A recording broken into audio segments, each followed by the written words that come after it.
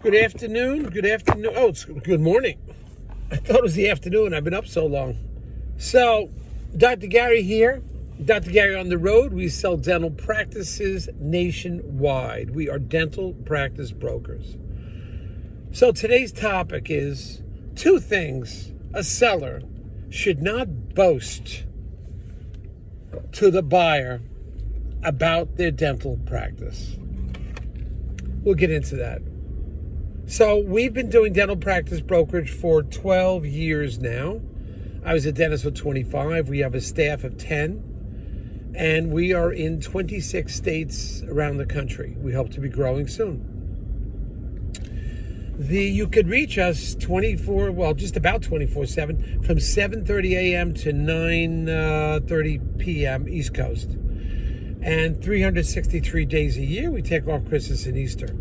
Our phone number is 201-663-0935. Our website is dentalpracticeguide.com. And the information you're about to hear is for entertainment purposes only. It's not for legal or business advice. All of our videos are like that.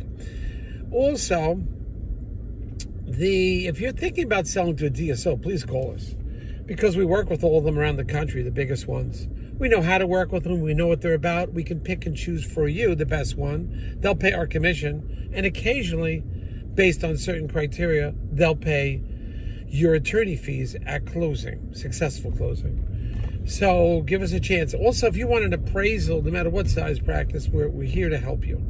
Anyway, so what are you not supposed to tell the buyer? And I'm not saying conceal anything. I'm saying don't boast it, because the buyer will find out about these 2 things or make his own evaluation. The first one is, my practice is unique. I hear this from so many dentists. Well, it is up to the buyer to make that determination how unique your practice is. Now, it could be unique on a clinical aspect. For example, you do strictly implants, only implants, and nothing but implant dentistry. Yeah, that is somewhat unique, but how many people only do that? Secondly, you could have a location that is incredible. High visibility, ground level, maybe, but not that many dentists have that. That is up to the buyer to decide if that is a unique practice, And you may have equipment that is inside of your office that is just unbelievable. I mean, crazy beautiful.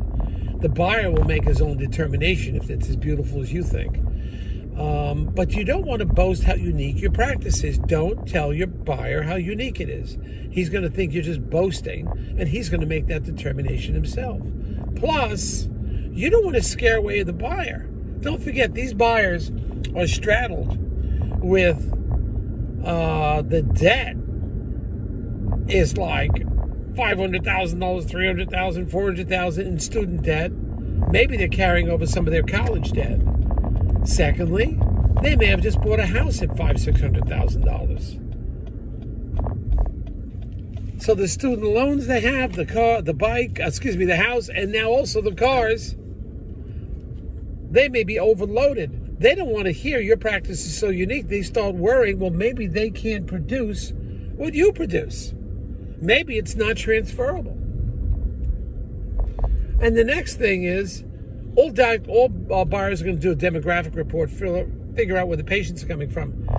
You don't have to boast to the buyer, I got patients flying in from all over the world. Well, they're not going to probably fly in for him. They're flying for you, doctor, but they're not going to fly in from him. So I wouldn't boast people all over. You have to, of course, give a demographic study, and the buyer will decide for himself based on where the patients are coming from, if it's a good fit. But you want to boast on this and talk about how incredible your practice is, how unique, how one of a kind it is. You're going to scare away your buyer. He will determine, or she will determine, what the word unique is. And when you say you have people flying all over the world, he or she will make a demographic study and figure out just, how many people are actually flying in from different countries, So these are some of the things that I'd ask you to temper your boasting. Permit the buyer to make his own or her own decision of what the word unique means. Let the buyer decide how many patients are actually flying in from all over the world. Don't scare the buyer away. Be open, be factual, be honest. Give them their book, give them your books, show them everything. But you don't have to boast and try to scare him away. He will think this practice is not reproducible. I'm going to have trouble here.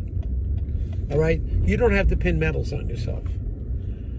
If you insist on pinning medals on yourself, do it after the closing. Get a huge mirror and go to go to one of those Army stores, Army surplus stores. Go buy a bunch of medals. Get a big shirt and pin them on yourself. That's it. All right. Have one of my classmates call in. Got a reunion coming up. Gotta fly.